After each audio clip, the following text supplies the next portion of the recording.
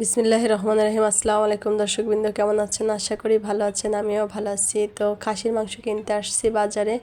তো ছোট্ট একটা সুন্দর রান ছিল, 1 কেজি 200 গ্রাম ওজনের। দেখে আমার খুবই পছন্দ হলো, আমি কিনে ফেললাম।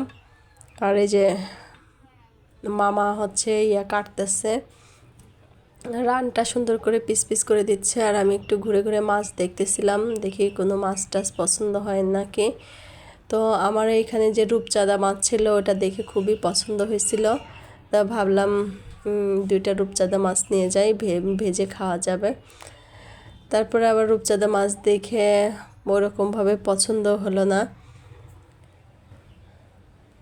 তারপরে ঘুরে ঘুরে দেখতেছিলাম মাছগুলো, কত বড় বড় মাছ, বিশাল বিশাল সাইজের বোয়াল মাছ, রুই মাছ, আর মাছ, পাঙাশ মাছ, ইলিশ মাছ। আমি মাংস আর কিছু কেনাকাটা করে চলে আসলাম।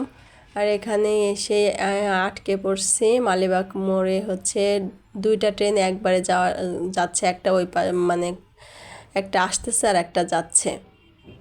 কমলাপুর থেকে একটা আসতেছে আর একটা কমলাপুরের দিক যাচ্ছে। পরে এখানে এসে যে রাস্তা পার হচ্ছি,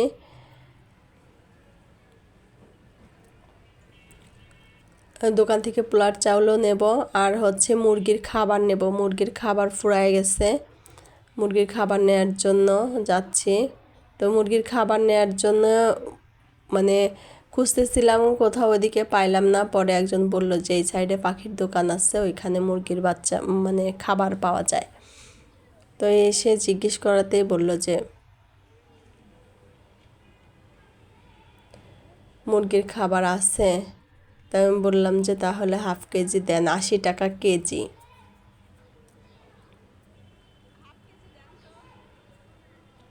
তো এখানে সুন্দর সুন্দর পাখিও ছিল, তো পাখিগুলো দেখতেছিলাম।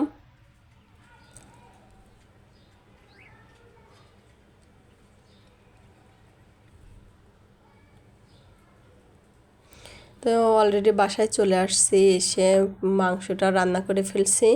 তো ওটার আর ভিডিও করতে পারিনি, তখন মোবাইলে একটু সমস্যা দেখা দিছিল। আর হচ্ছে নেহা করতেছিল, খেলতেছিল মোবাইল দিয়ে।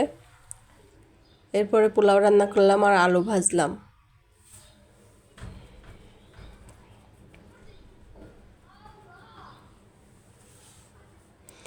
এখন নতুন আলু উঠছে না, আলুটা এত মানে নরম, ভাজি ভাবলাম যে নতুন আলু ভাজিটা মনে হয় মজা লাগবে।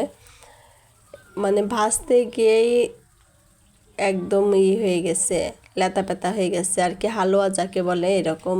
যে জন্যে ফ্রাই প্যানে দিলাম, একটু বেশি তেল দিলাম, বেশি নাড়াচাড়া করলাম না, হালকা হালকা করে নাড়তে নাড়তে ভাজলাম, তারপরও এরকম হয়ে গেল। আমি একটু ভেতরে কি বলে আলু ভাজির মধ্যে জিরা আর তেজপাতা ফোড়নে দেই, আমার কাছে ভালো লাগে। কার কাছে ভালো লাগে কমেন্ট করে জানাবেন আমার মতো।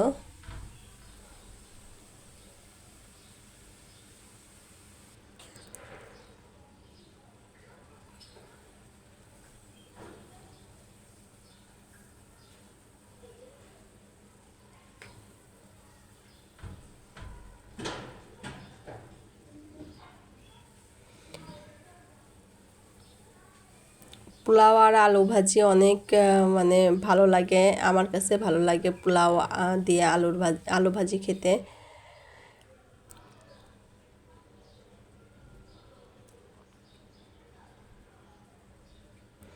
মাঝে মাঝে তো মনে হয় যে শুধু পোলাও রান্না করে আলু ভাজি দিয়ে খাই, এরকম আমার মনে হয়। কিন্তু আসলে হয়ে ওঠে না এরকম, দেখা যাচ্ছে মাংস টাংস এটা সেটা থাকলে তখনই পোলাও রান্না হয়।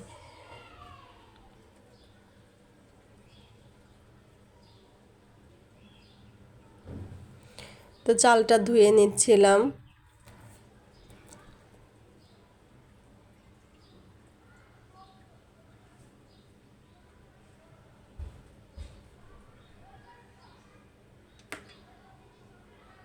এই দেখেন কেমন একটু হালুয়া হালুয়া হয়ে গেছে।